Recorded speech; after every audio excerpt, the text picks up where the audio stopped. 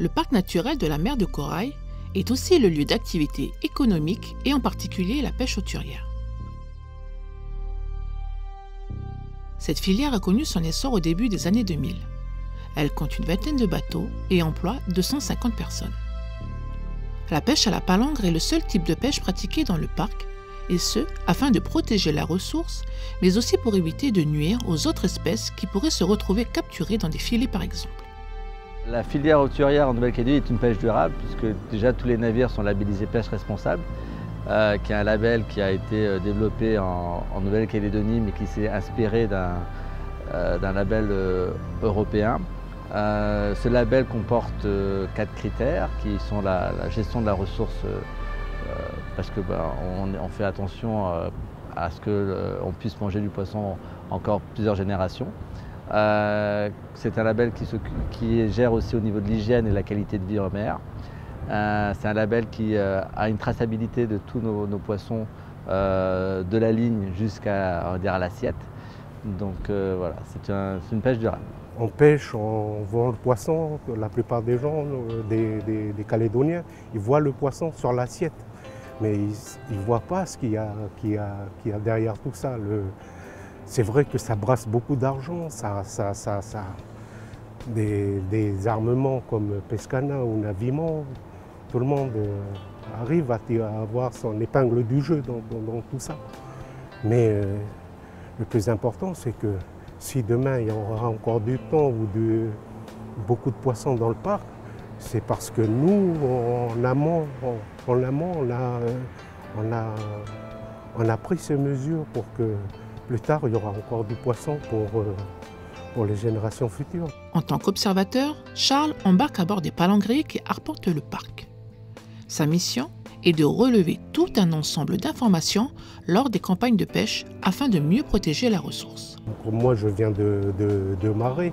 À Marais, pour nous, la mer, ça fait partie c'est un peu comme ma cour devant chez moi. Je dois la nettoyer, l'entretenir. Et pour moi, le parc, c'est ça. C'est la version bord de mer de chez moi, mais en plus vaste. L'immensité du terrain de jeu des pêcheurs hauturiers fait que la pression sur la ressource est très faible, nettement plus faible que celle exercée dans d'autres pays du Pacifique. Alors, les 16 bateaux pêchent au-delà des 12 000 les côtes territoriales de la Nouvelle-Calédonie et partout dans la ZEE qui est le parc naturel de la mer de Corail. Là-dessus, il y a eu des réserves qui ont été mises en place entre Casto, Chesterfield, Banton, Petrie et Astrolabe. Donc là-dessus, on ne pêche pas. Nous, on pêche partout au-delà des 1000 mètres de bathymétrie, c'est-à-dire 1000 mètres de profondeur à partir de là. Et aussi bien à l'ouest, à l'est, dans le sud, dans le nord. Après, 16 navires sur toute cette zone qui fait 1,2 million de km², c'est pas grand-chose, voire c'est tout petit. En calculant le nombre d'hameçons utilisés pour pêcher, c'est comme si on mettait un hameçon, qu'on cachait un hameçon dans 2 fois la surface de nos mers. Alors ce n'est pas beaucoup, d'une part parce que déjà on pêche 2500 tonnes à 2800 tonnes depuis 10 ans régulièrement. Pour vous donner un exemple, un seineur qui pêche dans les eaux internationales en Papouasie ou à Fidji, lui en un seul pêche 3000 tonnes. Donc pour donner quelques chiffres, la Polynésie, elle qui pêche à peu près le même type de pêche, eux elles sont à 6000 tonnes. Les îles Fidji sont à 50 000 tonnes, les îles du Vanuatu, où ce sont des pêcheurs étrangers qui achètent des jours de mer, pêchent à peu près 20 000 tonnes. 2500 tonnes représentent 0,1% du volume pêché dans le Pacifique Sud, qui est de 50 millions de tonnes. Si les pêcheurs sont peu nombreux, leur rôle dans le parc est important. Ils sont parmi les seuls, avec les scientifiques et les militaires, à sillonner le parc naturel de la mer de Corail.